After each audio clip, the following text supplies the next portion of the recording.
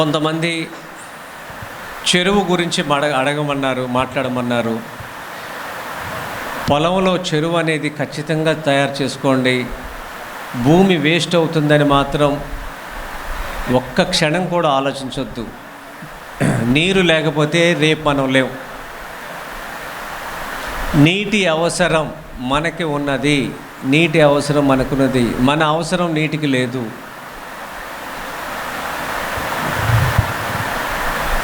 బోర్లు ఎండిపోయిన వాళ్ళు ఎంతమంది ఉన్నారు మీ పొలాల్లో? చేతులు ఎత్తండి. బోర్లు ఎండిపోయిన వాళ్ళు. బోర్లు అనేది సంపదని దోచుకోవటం, గుర్తుపెట్టుకోండి. సంపదని దోచుకుంటున్నారు. చెరువు అనేది సంపదని దాచుకోవటం. సుభాష్ పాలేకర్ కృషిలో ఉన్న వాళ్ళందరూ సంపదని దాచుకుంటారు కానీ దోచుకోరు. ఇక నుంచి మీరు మీ పొలంలో ఖచ్చితంగా 10% చెరువు నిర్మాణం చేయండి. ఇది రాష్ట్రానికి పోలవరం ప్రాజెక్ట్ ఎలాగో మీ పొలానికి అది పోలవరం ప్రాజెక్ట్.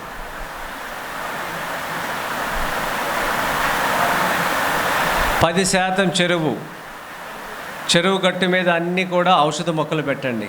అది ఒక అడవి అవుతుంది. ఇది ఎప్పుడైతే మీ పొలంలో ఉందో భూగర్భ జలాలు అడుగంటవు. మీరు మీ మిత్రుడి దగ్గర అవసరానికి కొన్ని ₹1,00,000 అప్పు తెచ్చుకున్నారు. మీకు డబ్బు వచ్చినాక డబ్బులు ఇస్తారా, ఎగ్గొడతారా? ఇచ్చేస్తారు కదా. మరి భూమి నుంచి మీరు నీరు తీసుకున్నారు. ఇవన్నీ కూడా 400 సంవత్సరాల క్రితం నీటి నిల్వల్ని తోడేసాం మనం. మరి వర్షం వచ్చినప్పుడు నీళ్లు మళ్ళీ తిరిగి ఇచ్చేయాలి కదా. వానదేవుడు మళ్ళీ మీకు నీళ్ళు ఇచ్చినప్పుడు ఆ నీళ్ళని మళ్ళీ తిరిగి భూమికి అప్పచెప్పాలి. మనం అప్పచెప్పట్లా. మన భూమిని ఎప్పుడూ కూడా బల్లపరుపుగా ఉంచడం వల్ల నీరు అనేది పరిగెడుతుంది. నీరు పరిగెత్తకూడదు. పరిగెడుతున్న నీళ్ళని మనం నడిపించాలి. నడుస్తున్న నీళ్ళని నుంచోపెట్టాలి. నుంచున్న నీళ్ళని ఇంకించాలి. ఇలా ఇంకించడానికి మనకు చోటు కావాలి. ఆ చోటే మీ పొలంలో 10% చెరువు. దీనికి 1 టైం ఇన్వెస్ట్మెంట్. హిటాచీ తీసుకోండి. చక్కగా పొలానికి వాస్తు లేదు, మీకు ఎక్కడ స్లోప్ ఉందో మీ పొలానికి అక్కడ చెరువు తవ్వండి. ఆ మట్టిని తీసుకుని, మట్టి ఎవరికి వద్దు, అమూల్యమైంది. మీరు ఆవుని ఎక్కడైతే తిప్పాలనుకుంటున్నారో అక్కడ దీన్ని చదును చేసి అక్కడ ఆవుని తిప్పడానికి ఒక దొడ్డి నిర్మాణం చేయండి. లేకపోతే ఎక్కడ పొలం ఉందో భూమిలో అక్కడ వేసుకోండి. ఈ క్రమంలో టాప్ లేయర్ అంతా కూడా పక్కకి తీసి దాన్ని పక్కన పెట్టి లోపల మట్టిని వేసిన తర్వాత పైన మళ్ళీ ఆ మట్టిని వేసుకోండి. మొక్కలు పెట్టుకునే, చెట్లు పెట్టుకునే ఇది ఉంటే మళ్ళీ సేద్యం చేయాల్సి వస్తే టాప్ లేయర్ చాలా విలువైంది. ఇది కొన్ని లక్షల సంవత్సరాల నుంచి ఉన్న మట్టి. ఇది కిందకి వెళ్ళకూడదు, తారుమారైపోద్ది. దాన్ని పక్కకి తీసి లోపల మట్టి అంతా నింపిన తర్వాత పైన మళ్ళీ జల్లుకోండి. మొక్క త్వరగా వస్తుంది. మొక్క పోషకాలన్నీ కూడా లోపల మట్టిలో ఎక్కువ ఉంటాయి. మొక్క తట్టుకునే స్థితిలో ఉండదు. 1960లో భూగర్భానికి సంబంధించిన శాస్త్రవేత్తలు భారతదేశం వచ్చారు. డాక్టర్ క్లార్క్ ఆయన పేరు. ఆయన వచ్చినప్పుడు భూమిలో అనేక నమూనాలు తీస్తే మొక్క తట్టుకోలేని స్థితిలో అన్ని పోషకాలు ఎక్కువ ఉన్నాయి. అందుకనే ఈ మట్టిని మనం లోపల పైకి కిందకి వేయకుండా మనం చేసుకోవాలి.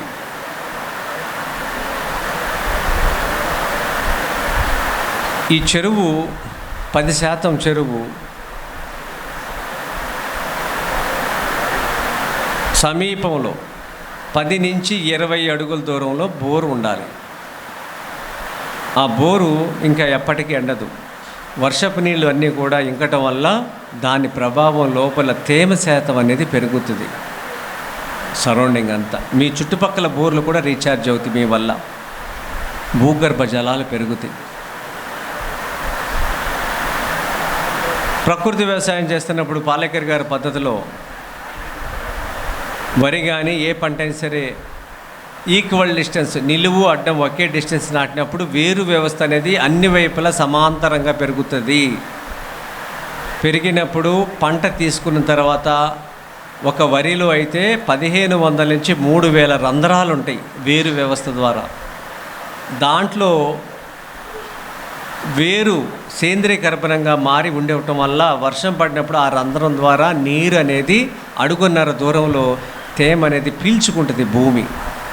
డిస్టెన్స్ నాటడం వల్ల మీకు ఈ దేశీ వంగడాలన్నీ 60 నుంచి 110 వరకు పిలకలు వస్తాయి. ఒక్కసారి కొయ్యలేం. మగవాళ్ళైతే 2 సార్లు కొయ్యాలి, ఆడవాళ్ళైతే 3 సార్లు కొయ్యాలి కోతని. ఇంతలా వస్తాయి. దీనివల్ల వేర్లన్నీ బలంగా లోపలికి వెళతాయి. మాపిళ్ళే సాంబా కానీ, కాటియానం కానీ, ఇలాంటి విత్తనాలన్నీ, బహురూపి కానీ, ఒంగోలు గిత్తని కట్టినా సరే దాన్ని పెరకలేదు, అంత బలంగా ఉంటుంది అది. ఇట్లా మీరు ఈక్వల్ డిస్టెన్స్ పెట్టుకుని నాటుకున్నప్పుడు వేర్లన్నీ లోపలికి వెళ్తాయి. వర్షం పడినప్పుడు ఆ రంధ్రాల ద్వారా భూగర్భ జలాలు పెరుగుతాయి.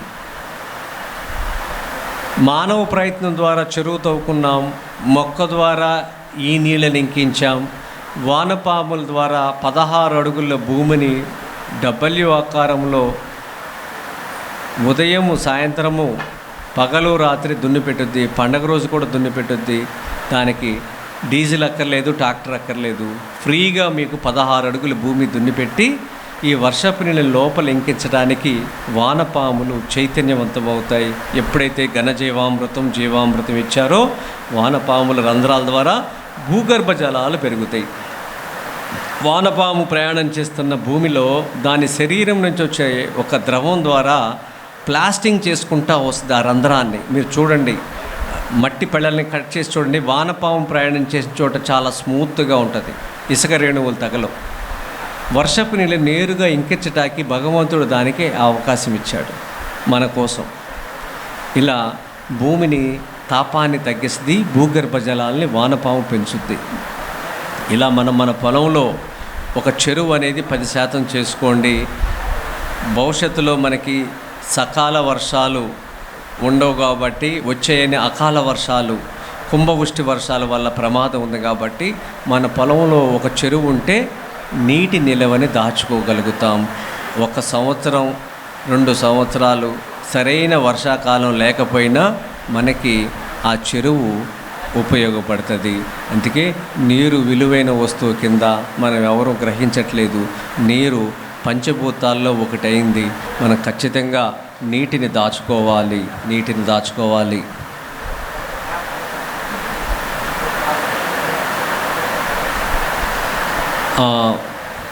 మేము 5ంటికి బయలుదేరాలి. ఇప్పుడు షెడ్యూల్ ప్రకారం ప్రకృతి వ్యవసాయ రైతులకి సత్కారం కింద ఈ ఆర్గనైజర్స్ పెట్టారు. సమయం ఇంకా 20 నిమిషాలు ఉంది.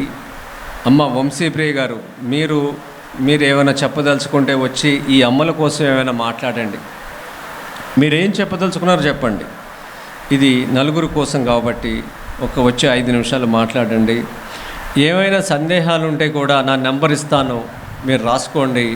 ఇది కేవలం వ్యవసాయానికి సంబంధించింది అయితే 6309111427.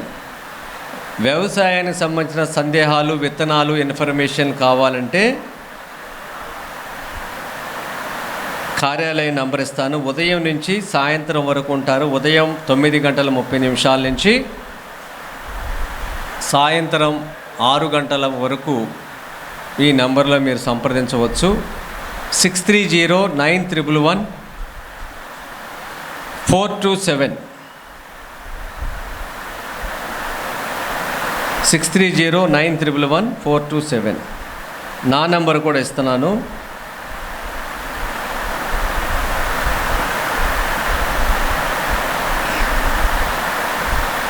8374 66 22 62. కానీ వ్యవసాయం గురించి అయితే నాకు ఫోన్ చేయొద్దు.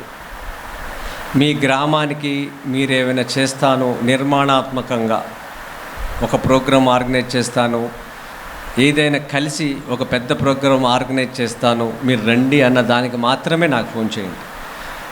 మీ పొలాల్లో తెగుళ్ళ గురించి నాతో మాట్లాడొద్దు, నాకు సమయం ఉండదు. దానికి వ్యవస్థ ఉంది, వాళ్ళు మీకు చెప్తారు. ఏదైనా చేస్తానంటే నాకు ఫోన్ చేయండి, నేను మీ ఊరు వస్తా, ఒకరోజు టైం ఇస్తా. చిన్న చిన్న విషయాలకి నాతో మాట్లాడొద్దు. ఇంకోటి, ఎలాంటి వ్యాపారాల గురించి కూడా నాతో మాట్లాడొద్దు. నేనే వ్యాపారాలు చేయట్లేదు. నేను ఇవన్నీ వదిలిపెట్టి 15 ఏళ్ళు అయిపోయింది. నేను వ్యవసాయము, ఈ భూమిని బతికించటం, హాస్పిటల్ లేకుండా సమాజాన్ని చూడాలి. 2, నా యువకులందరూ గ్రామాల్లో ఉండాలి, నా ఎద్దు సేద్యాలు జరగాలి, ప్రతి ఇంట్లో గోవులు ఉండాలి. ఇదే నా టార్గెట్. ఇంతకు మించి వేరే విషయాల గురించి నాతో మాట్లాడవద్దు. మరిన్ని అప్డేట్స్ కోసం బ్యాక్ టు రూట్స్ యూట్యూబ్ ఛానల్ని సబ్స్క్రైబ్ చేసుకోండి.